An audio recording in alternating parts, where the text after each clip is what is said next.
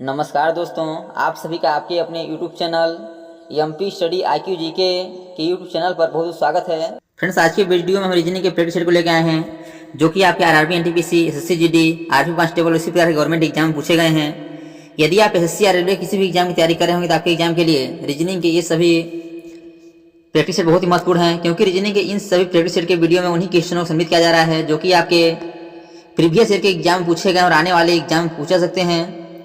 और जिस टाइप से क्वेश्चन आपके एग्जाम पूछे जाते हैं उसी टाइप के क्वेश्चनों को रीजनिंग के इन सभी प्रैक्टिस सेट में सम्मिलित किया जा रहा है। तो आप लोग रीजनिंग के इन सभी प्रैक्टिस सेट को एक बार जरूर देखिए।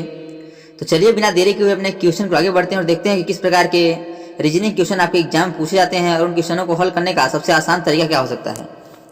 जिसमें पहला क्वेश्चन दिया गया है, ये क्वेश्चन आपका वेन डायग्राम से है। क्वेश्चन है कि नीचे दिए गए शब्द का वेन आरेख बताइए। बताना है माँ, पिता और महिला। बताना है माँ, पिता और महिला के बीच सही वेन डायग्राम क्या हो जाएगा। आपको 4 ऑप्शन दिया गया है और बताना है इन 4 ऑप्शन में से कौन सा ऑप्शन करेक्ट हो जाएगा। तो वेन डायग्राम क्वेश्चन को हल करने से पहले आपको क्या करना है, उनके बीच का संबंध को समझना है।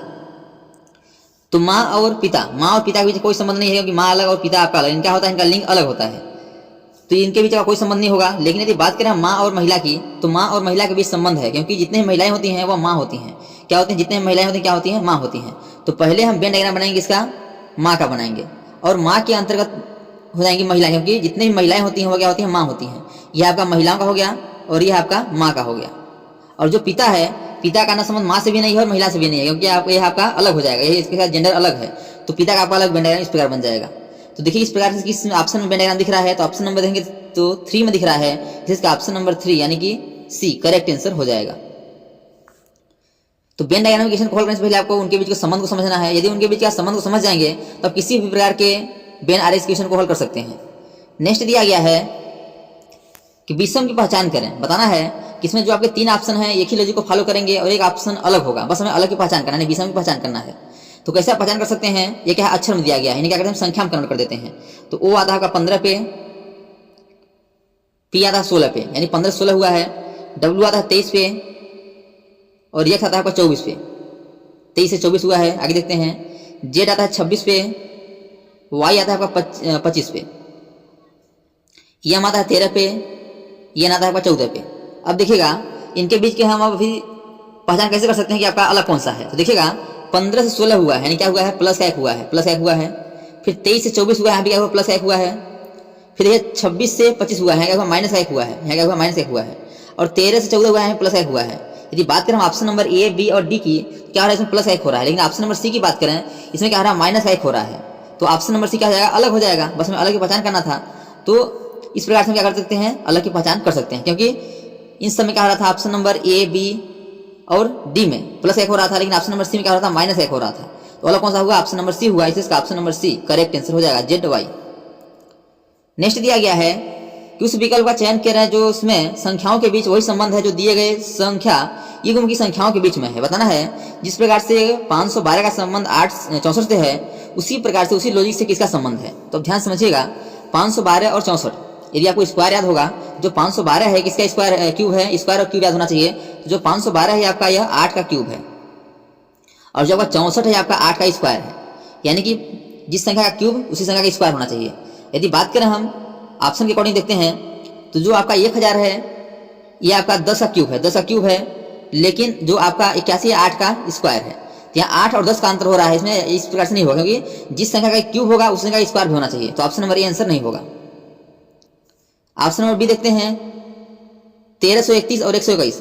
जो 1331 है यह आपका 11 का क्यूब है, 11 का क्यूब है। और 121 क्या है, 11 का स्क्वायर है। अब देखिएगा जिस प्रकार से हमें 8 का क्यूब और 8 का स्क्वायर मिला था, उसी प्रकार से 11 का क्यूब और 11 का स्क्वायर मिल रहा है, यानी कि जो ऑप्शन नंबर 2 है यही आपका राइट आंसर हो जाएगा। जिस प्रकार से 512 का संबंध 64 से है, उसी प्रकार से 1331 का संबंध 121 से हो जाएगा। इसका ऑप्शन नंबर 2 करेक्ट आंसर हो जाएगा। आगे बात करेंगे तो जो 1728 और 121 है, इनके बीच संबंध नहीं है, और 1331 और 144 भी संबंध नहीं है। नेक्स्ट है, एक रुमाल को एक कोने को काट देने पर रुमाल के कितने कोने बचेंगे। मान लेते हैं आपका रुमाल हो गया और इस रुमाल के एक कोने को काट देते हैं, इस कोने को हम काट देते हैं, तो रुमाल में कितने कोने बचेंगे। तो बहुत लोग क्या करेंगे, सोचेंगे कि भाई कोना कट गया तो 1, 2 और 3 को ऑप्शन देके 3 आंसर आके आगे बढ़ जाएंगे, तो ये क्या हो जाएगा, गलत हो जाएगा। अब गलत कैसे होगा, चलिए समझाते हैं। आप यदि एक रुमाल को काट देते हैं तो रुमाल कटने के बाद आपका इस प्रकार से दिखेगा, कटने के बाद आपका रुमाल इस प्रकार से हो जाएगा क्योंकि कट गया है। तो अब इसमें कितने कोने हुए, तो 1 2 3, एक कोने हाथ हुआ, एक कोने हाथ हुआ, 4 5 कोने हो गए। कितने कोने हो गए, 5 कोने हो गए। तो एक रुमाल के एक कोने को काट देने पर रुमाल के 5 कोने बचेंगे और ये ऑप्शन नंबर सी पर है, तो इसका option number C correct answer हो जाएगा। इसीलिए इस प्रकार के क्वेश्चन पूछे जाते हैं क्योंकि उनको पता होता है कि जो स्टूडेंट है वो आपका 3 को ऑप्शन देकर आगे बढ़ जाएगा। तो आपको ये ध्यान समझना है कि यदि एक कोने को काट देते हैं तो 2 कोने और बढ़ जाते हैं, तो हमारा आंसर क्या हो जाएगा, 5 हो जाएगा। नेक्स्ट दिया गया है किसी कुछ भाषा में कैट को 60 लिखा जाता है तो डॉग को क्या लिखा जाएगा। तो पहले आपको समझना पड़ेगा कि कैट को क्या करें हमारा 60 हो जाए। तो क्या करना है आपको, जब भी अक्षर से संख्या दिया हो क्या करना है, उससे अक्षर को संख्या में कन्वर्ट कर लेना है। सी आता है 3 पे, ए आता है 1 पे, टी आता है 20 पे। अब इसे क्या करें हमारा 60 हो जाए, गुणा करा देते हैं, 3 एकम 3 और 20 या 60 बराबर का जाएगा 60 हो जाएगा। आपको लोही समझा गया होगा कि क्या करना है, जो आपके संख्या दिया गया है उसमें अक्षर में कन्वर्ट कर लेंगे और फिर उसे गुणा करा देंगे तो हमारा आंसर आ जाएगा। तो डॉग क्या करेंगे, डी आता है आपका 4 पे, ओ आता है आपका 15 पे, सब गुणा कराना है, जी आता है 7 पे। तो क्या हो जाएगा आपका यह 15 चौको 60, क्या हो जाएगा 60 70 क्या हो जाएगा आपका 420, क्या हो जाएगा 420। यानी कि इस क्वेश्चन में क्या होगा 420 हमारा करेक्ट आंसर हो जाएगा। और जैसे आपका ऑप्शन नंबर बी पर है, इसका option number B right answer हो जाएगा। नेक्स्ट दिया गया है कि नीचे दिए गए विकल्प में से संबंधित शब्द को चुनिए। जिस प्रकार चावल का संबंध कार्बोहाइड्रेट से है उसी प्रकार दाल का संबंध किससे हो जाएगा। तो पहले आपको समझना पड़ेगा कि चावल का संबंध कार्बोहाइड्रेट से किस प्रकार है।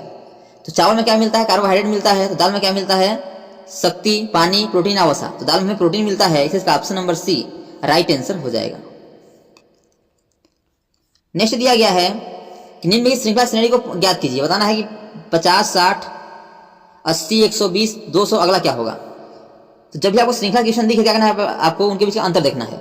50 से 60 यानी प्लस का 10 हुआ है, 60 से 80 यानी प्लस का 20 हुआ है, 80 से 120 यानी प्लस का 40 हुआ है, 120 से 200 प्लस का 80 हुआ है, प्लस का 80 हुआ है। तो अगला क्या होगा, अब यहाँ देखेंगे आप। तो ये दूसरा हम देखते हैं इनके अंतर 10 दुना के 20 यानी गुणे 2, फिर 20 दुना के 40 यानी गुणे 2, 40 दुना 80 गुणे 2, फिर क्या करेंगे, फिर गुणे 2 कर देंगे, क्या हो जाएगा 80 दुना के 160। यानी कि 160 यदि हम जोड़ देंगे 200 में तो हमारा क्या हो जाएगा, आंसर आ जाएगा। तो 360 हमारा आंसर होगा और ये ऑप्शन नंबर डी पर है, इसलिए इसका option number D correct answer हो जाएगा।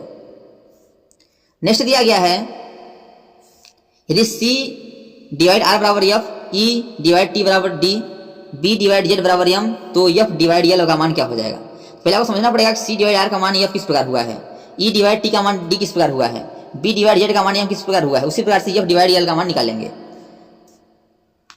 तो क्या करते हैं, इनके बीच का हम जो आपका अक्षर दिया गया है संख्या कन्वर्ट कर लेते हैं। सी आता है 3 पे और आपका आर आता है 18 पे, 18 बराबर एफ आता है 6 पे, यानी 6 लाना है हमें।